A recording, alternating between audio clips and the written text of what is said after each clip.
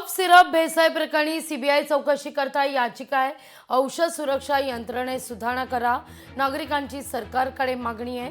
मध्य प्रदेश आणि राजस्थानमध्ये कफ सिरपच्या सेवनामुळे मृत्यू झाल्याचं प्रकरण आणि या प्रकरणी चौकशी आणि औषध सुरक्षा यंत्रणेत सुधारणा करा अशी मागणी करणारी जनहित याचिका सर्वोच्च न्यायालयात दाखल करण्यात आली आहे।